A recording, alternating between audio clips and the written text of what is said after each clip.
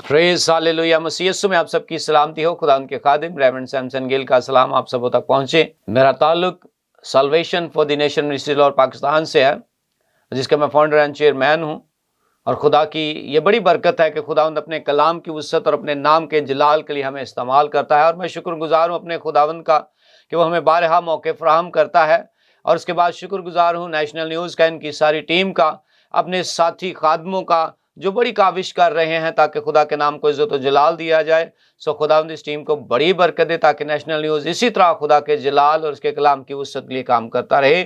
सो मेरे अजीजों, हम खुदा उनका शुक्र अदा करेंगे कि हमारा खुदा हमें मौके फराहम करता है कि हम खुदा के कलाम को सीखें, समझें और उस पर अमल पैरा हो सकें। तो मेरे अजीजों, आज हम जानते हैं कि ये जो दौर चल रहा है, इस दौर के अंदर कलाम का होना बहुत ही ज़रूरी है। और ख़ास करके इन फास्टिंग डेज़ के अंदर, इन रोज़ों के अय्याम के अंदर हम मसीह यीशु की वो तमाम तालीमात को इन दिनों के अंदर फॉलो करते हैं। और ख़ास करके आप जानते हैं कि ये जो पाक हफ्ता चल रहा है, इस पाक हफ्ते के अंदर हम मसीह यीशु के उन तमाम हालात को जो इस पाक हफ्ते के अंदर उन पर गुजरे, हम उन्हें याद करते हैं। जैसा कि हम देखते हैं खुदा उनके कलाम के मुताबिक गुड फ्राइडे के बारे में।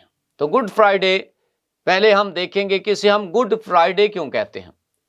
सो मेरे अजीजों, गुड फ्राइडे हम इसलिए कहते हैं क्योंकि इस दिन मेरा और आपका मसीह जो है उसने मेरी और आपकी खातिर कुर्बानी दी है। वरना फ्राइडे तो बहुत सारे आते हैं, पर इसे हम गुड फ्राइडे इसलिए कहते हैं कि इस दिन में मसीह यीशु ने हमारे लिए कुर्बानी दी ताकि हम बच जाएं और ज़मीन पर रहते हुए इसके सच्चे गवाह ठहरें। तो मेरे अज़ीज़ों, हम देखते हैं कि इस गुड फ्राइडे के मौका पर 7 सलीबी कलमात बोले जाते हैं जो मेरे और आपके रबी मौज़म यीशु मसीह ने सलीब पर सर अंजाम दिए और कर्ब की हालत में, दुख की हालत में 7 कलमात बोले जो हमारे लिए बहुत ही अहमियत के हामिल हैं।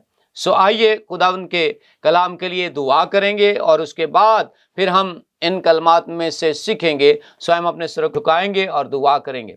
खुदावंद आसमानी बाप, जलाल के बादशाह, हम तेरा शुक्र तेरी तारीफ करते हैं क्योंकि तू ही आलम बाला पर तख्त नशी है। सारा जलाल, सारा ऑनर, सारी इज्जत खुदा बाप, बेटे और पाक रूह के नाम करते हैं।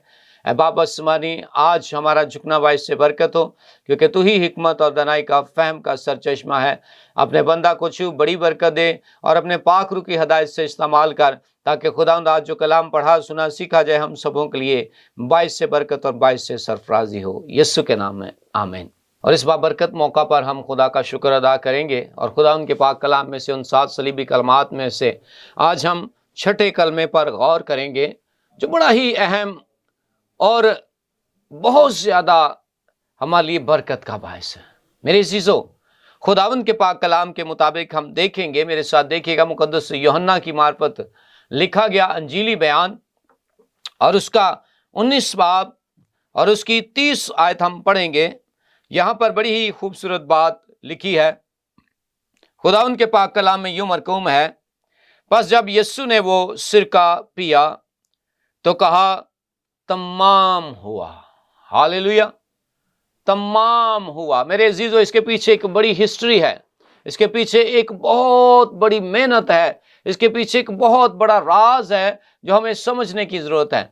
जब खुदावंद खुदा ने जमीन और आसमान को पैदा किया और लिखा है कि जमीन वीरान और सुनसान थी और उसके ऊपर अंधेरा था, तो खुदावंद खुदा ने अपनी जुबान हिलाल की कुदरत के वसीला से बोलकर रोशनी को बुलाया और रोशनी हो गई।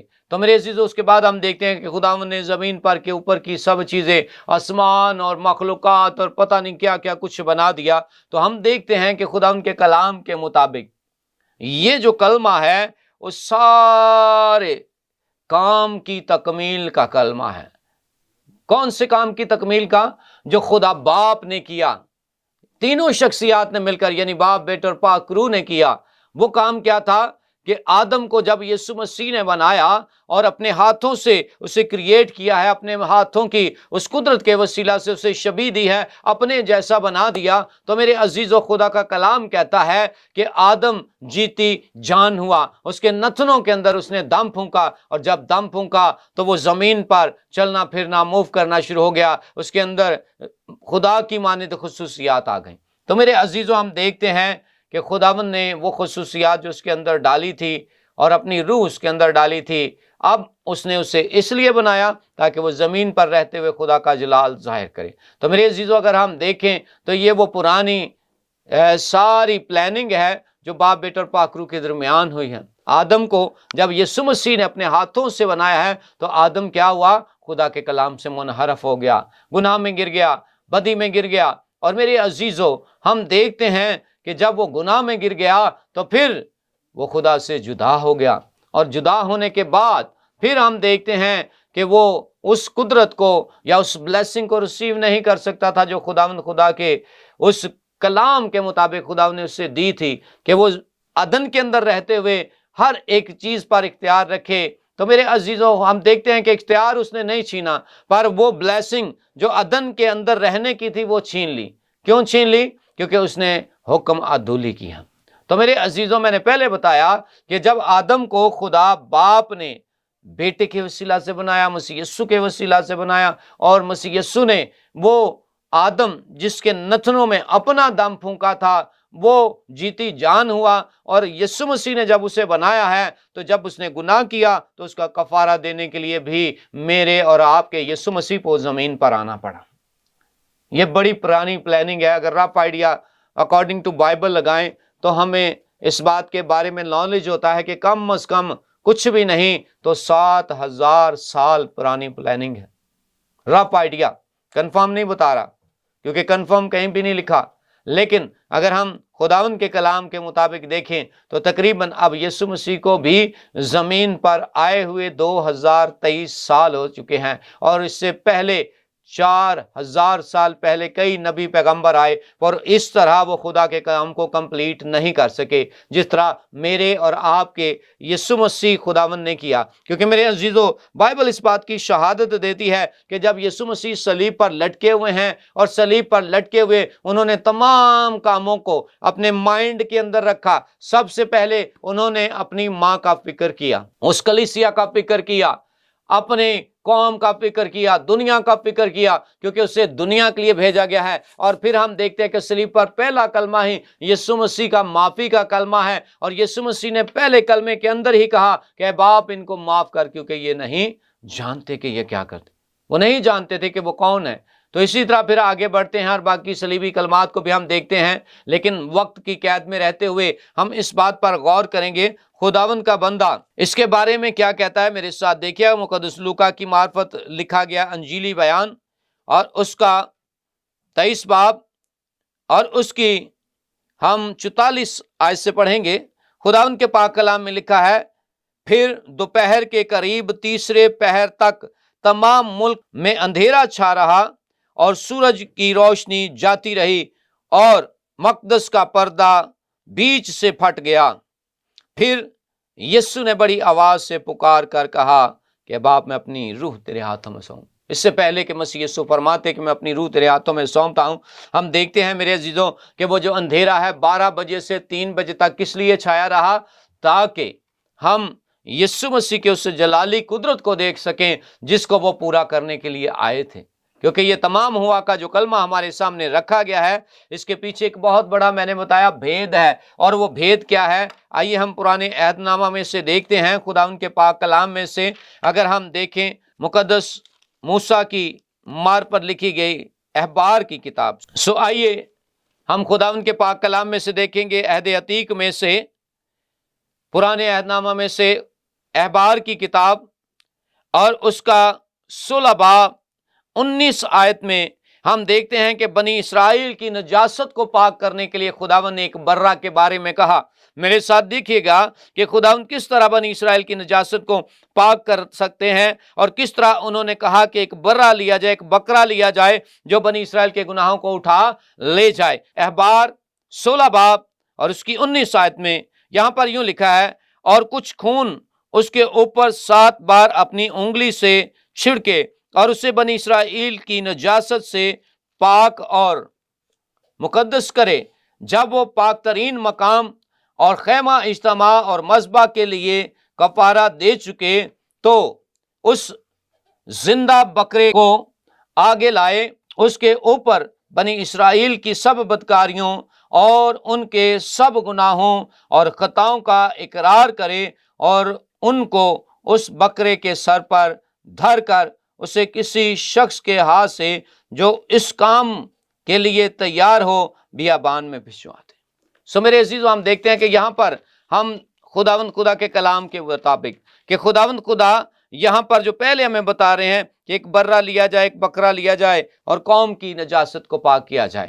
تو میرے عزیزو، یسوع مسیح نے بھی ہماری خاطر یعنی دنیا کی تمام قوموں کی خاطر کیا کر دیا؟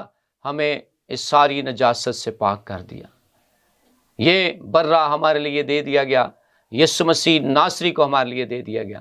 تو میرے عزیزو، ہم خداوند کے پاک کلام کے مطابق دیکھتے ہیں جب 12 بجے سے 3 بجے تک کیا ہوا کہ زمین پر 3 گھنٹے کے لیے اندھیرا چھایا رہا۔